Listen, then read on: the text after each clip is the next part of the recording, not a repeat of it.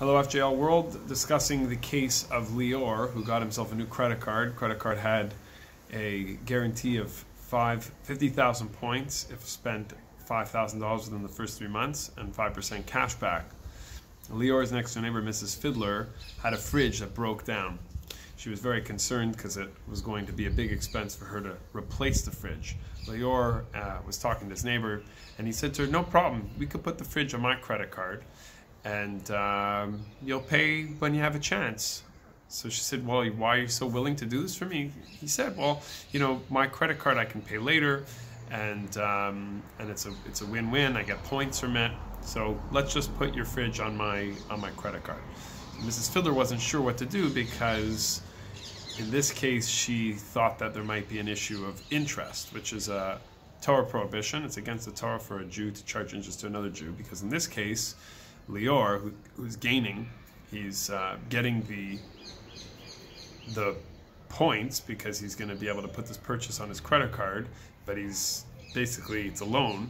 It's considered a loan because it could be considered a loan because Mrs. Fiddler has to pay him back that money that she's not even spending yet. He's giving her that money in order for her to be able to get the new fridge, but he's gaining from it. So the question was, is this permitted? Would this in fact be a case of interest in the case of the credit card?